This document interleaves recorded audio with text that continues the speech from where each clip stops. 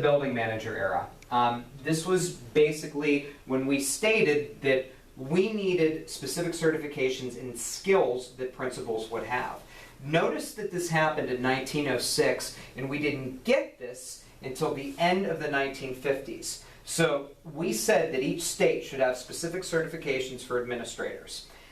This meant, and this really established schools as highly centralized at the state level.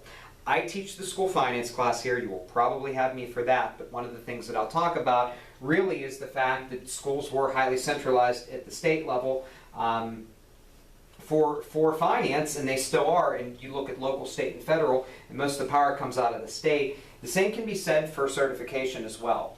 Every state had a formalized plan for certification by the end of the 1950s, so it took 50 years for that to happen. But unions started to form to go against the man in the principal's chair.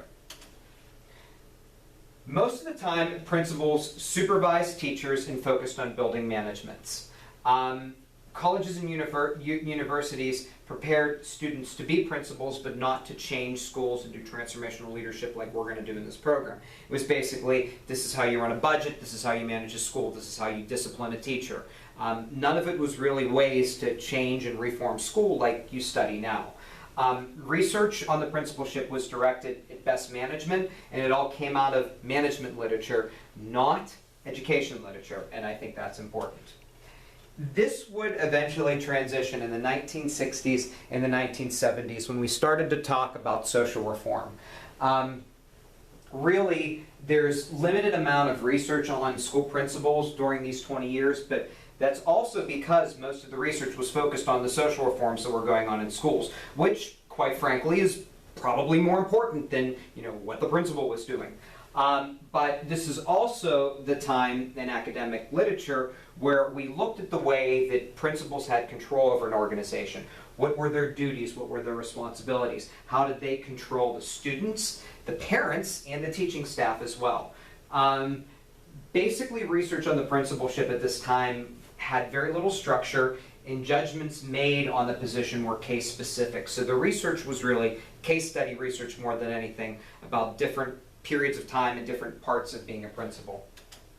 So school principals had less control over their buildings. We started to have more powers in superintendencies. So superintendents and school boards were the ones that got power, and principals lost control because of this. Race and gender was an issue, and it still is with admittance in the principalship, but I do need to stress that this is more regional than national in context. Some schools were very accepting of African American or minority principals and in females becoming principals. Other schools weren't, and it really wasn't a national concern. It was more of a regional concern than anything else, and that's important. And when we talk about leadership and culture and gender and leadership, we're going to go over that a little bit more in here too. So principals were responsible for social reform issues. This meant that things like Head Start, which big early childhood program. Oklahoma loves Head Start, which is a good thing. I'm very glad to be working in a state that believes and loves Head Start. Model school reform. What should the schools look like? What is an appropriate school, and how can we model what that school looks like? But it also focused on drug and alcohol use, teen pregnancy, and racial tension. So what you should be thinking in your mind right now is that principals had very little duties. They were ceremonial in nature, and we just keep throwing stuff their way. More responsibilities, putting more and more on them, and we don't take anything away from them. That is a big idea of this stuff, and it's also the reason why there are principal jobs across the United States. They're easy to get. You're going to be getting a job where you're going to make more money than you make as a teacher, and you pretty much will have say over where you can go. And you're going to do well financially. But that's because nobody wants the job. So if you want the job, good for you. So then we had the initial accountability era in the 1980s. This happened with A Nation at Risk. This basically said that we were a failing nation and we were losing behind a lot of other global powers, and also that we needed to improve our math, science, and preparing people for life after high school. It mattered at the time because it was very controversial, and it still matters today, 30-some years later, because we still have accountability in place. A Nation at Risk really started this notion that principals were accountable. They were accountable for their teachers' actions, and the principals were accountable for students' actions as well. Once again, we ain't taking anything off of the principal's duties. We're putting more on them.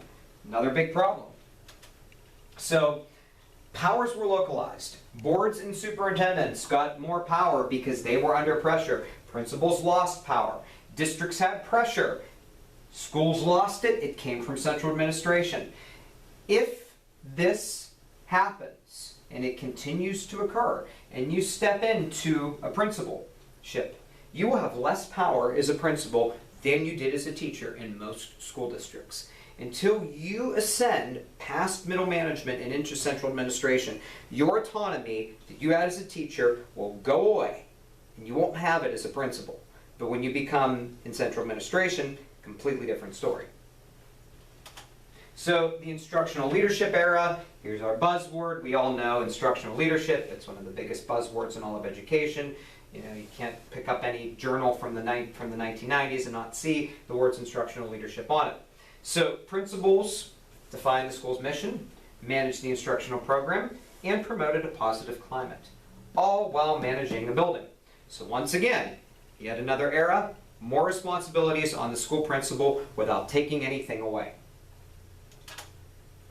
So my research on principal stress really looked at time management and concerns of principals. The areas in which principals spent the most amount of their time was dealing with paperwork. That was the biggest concern and the biggest problem they had. It was dealing with these mandates and making sure that they met everything that they needed to do and documented appropriately. It was also going to meetings. Disciplining students and meeting with parents and teachers were also up there too.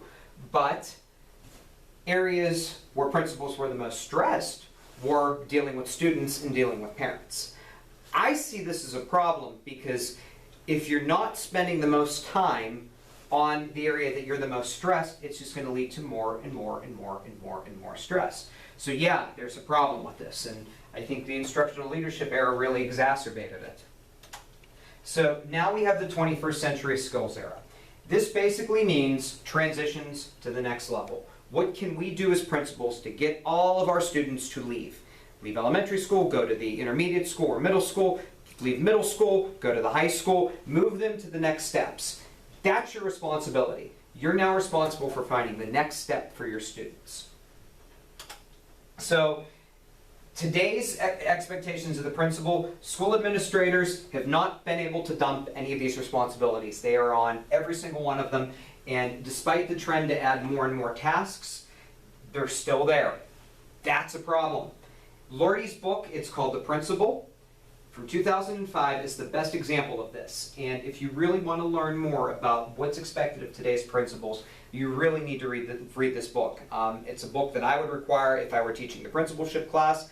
It's one that really goes over those expectations, and I think is a fairly big deal.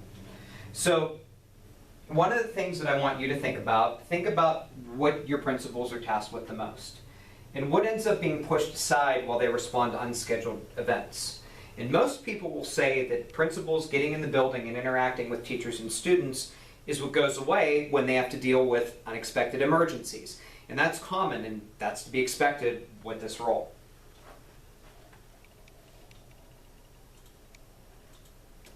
So the rest of the chapter talks about various different forms of leadership. If you want to take a quick pause break, now would probably be a good time to do it. Try to connect these concepts to the different forms of leadership that we'll discuss not only in this chapter, but in future chapters as well. And if you can make the connection between schools and leadership, you are accomplishing what you need to accomplish. And that's our goal of this textbook. So, trait leadership. There are certain special characteristics or qualities that differentiate people from non-leaders. They are intelligent, they are tall, they are beautiful, and they are extroverts. These are the good qualities that people have. I ask, do you believe this to be the case? And do you believe this helps people advance in their careers? Most research would tell you yes, it does. And if you are beautiful, if you're intelligent, if you're an extrovert, and you're tall, you're going to go farther than people that aren't. And think about that in terms of celebrities as well. Does it work? I see some arguments for it. Process leadership. This is basically saying that leadership can be learned. Your interactions with others, how you deal with them, how you talk with them, that helps you learn what leadership is. It's a process. It's a continuous process. And you learn from others how to be a good leader and how to be an effective leader. So if I ask the question in the class, which is the right one, most people would say process leadership, that everybody can learn to be a leader. But are there elements of trait leadership that you buy into? Think about that. Does intelligence, beauty, extroversion, and height actually matter? And if it does, how is it presented, and what are some examples of that? The one that I'll give you two, the ones that I always give in class. Sylvester Stallone. Sylvester Stallone is a fairly short man, and you wouldn't know it based on the way that he's presented in movies. A lot of different times he's placed on blocks and just filmed to be taller and bigger than he actually is. But they do it to increase his height, to increase his stature. I'm a big concert goer and music fan. Sheryl Crow is one of my favorite artists of all time. Sheryl Crow wears clothes that deceivingly make her look tall. She's actually about 2 inches shorter than me, which you wouldn't guess from looking at her videos and the way that she's presented. She's normally off in the front and her band's behind her and she's sloped at an angle. If you've ever seen her in concert too, she has a slight ramp when she's singing, and she's one of my favorite female singers.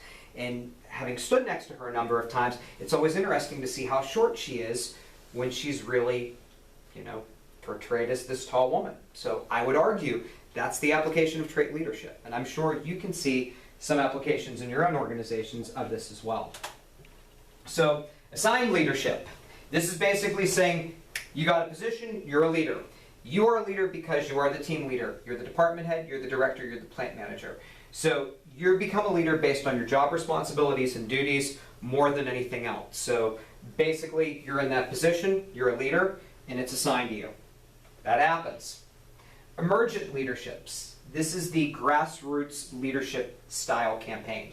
Somebody comes up through the ranks. They've done a great job in their school. There's a staff of 50 teachers, and they're the one that's made changes and done things right and inspired the students. And for some reason, they're charismatic enough where all the other teachers are behind them and they like them. They become leaders and they emerge as one. They might not ever ascend to the principalship, but they're still viewed as a leader in their organization, and that's important. Others will respect them, and they rise to become leaders because they're respected. So that's another big idea as well. So my experience in schools has almost always been assigned leadership. I was in public schools for 7 years. The person in charge was at the right place at the right time and got the position and was assigned the leadership role. They were there, they made it work, and it became their leadership role. Think about your experiences in schools and if you've had emergent leadership happen. And if you have, then you believe in it. If you haven't, it's kind of hard to buy a system like this if you've never seen it happen yourself. So, leadership and power. Power is the capacity or potential to influence. This also includes the ability to affect others' beliefs, attitudes, and actions. Can you have leadership without power? Can you have power without leadership? I would argue that you can't have leadership without power. You have to have some sort of power in order to be a leader. But I think you can have power without leadership. And there are a lot of teachers that you're going to have to interact with when you're a principal that are going to have power, but they're not going to be leaders. So you need to have power while you're leading them. So 7 types of leadership. This is 7 types of power. This really was established in the 5th edition of the book. We're past that, but it's important to note that they identified 7 different types of power that individuals could observe and experience in their positions. And it's something that Nordhaus has built upon in different editions of the textbook, which I think is important. One of the reasons why this book keeps getting different editions is because leadership changes. As I said in the introductory video, we actually cut 2 chapters, added a chapter on adaptive leadership, which I value and I think that's a good move. And we also added more stuff on gender and leadership because it is more pertinent today than it was the last time the book was published.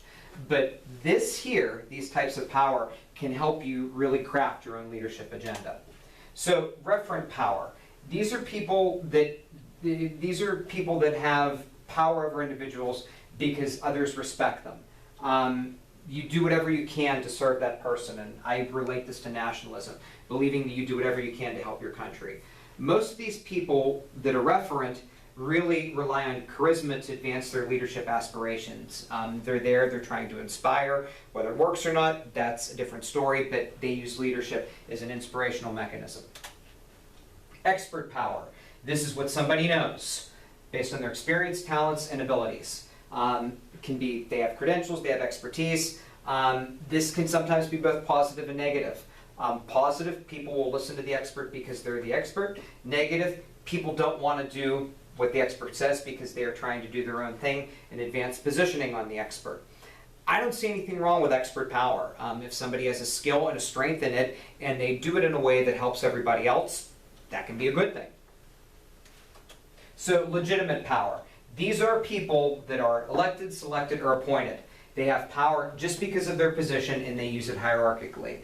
They need others around them basically to help them build up and create their own leadership agenda and platform, but others will go around them to try to bypass them so that they can accomplish their goals. When somebody has legitimate power, they have it because they need it. These are people that say that they wanted to be a principal because they wanted the title of principal, not the pay, not the motivation to run a building. They wanted the title. Somebody that wants to be a doctor, that wants to get a doctorate just so they can be doctor something. So reward power, the ability to offer something to get what you want. I have this as a college professor, teachers have this, principals have it. The thing is, the person has to want the reward in order for it to mean something. Your reward for being a student in the class is grades. You do the work, you're rewarded with good grades. You earn it, but there's a reward structure. Teachers are rewarded with good assignments if they do well. Smaller class sizes maybe, less difficult students that they could possibly have in their class. If you give out too many rewards, then the rewards become meaningless and expected. The thing that I always use is the idea of the Christmas bonus in the business world. People come to expect a Christmas bonus, so it has no more meaning anymore, and they actually build it into their salary. Well, what happens if that bonus doesn't come? You're expecting it and you don't get it. That's a problem. So, coercive power. These are just people that influence, manipulate, put you in your place, threaten you, punish you, and do whatever they can to make sure that they're the boss and you see that they're the boss. One of the things that they'll do, they'll demonstrate harm in front of others. They'll embarrass somebody else in front of others to show the position that they're in. I recently was over in Vietnam working with school principals over there. One of the things that one of the principals indicated to me was this idea of coercive power. That in a difficult building, one of the things that they like to do is embarrass one of the teachers so that everybody else falls in line. In some instances, I can understand this. If you have a building that's not performing and teachers aren't doing what's expected of them, sometimes you have to make a stand. If you keep making a stand, that's going to be a problem. 99% of the time, this type of power isn't going to work, but some people still use it and still do it. So who are coercive leaders? Hitler, Jim Jones, and anybody that's in the Taliban. And that's something that they mentioned in the textbook, and it's why I mention it here too. So can coercive power be good? I made an argument why. Nordhaus really gives these examples of extremists. That could be a good thing, but how could it be a good thing? And try to think about that. Are there times when you have to put your foot down? Is there anything wrong with that? Think about it. And if you can find a way that you can use that in your building, that's great. But like I said, if you do it too often, nobody's going to follow you. You're going to come across as a bully, and it's not going to work unless you do it when it's necessary. So position power. This is the notion that just having your position means that you have power. These are the people that really use that position and that name and that title, whatever they are, and they use it through intimidation. They're often overstepped at the end of their positions. They change something. Maybe they're there to axe 20% of the teaching staff. They make the changes, and then they leave very quickly after something has changed. Those are people that use position power. Personal power. These are people that are likable, knowledgeable, and are sincere. They take the lead on things. They involve other people in it. They work together with others, and they use it really to make change and have as many people in the decision-making process as something impacts. this is good. This is a good type of leadership style, and the people in it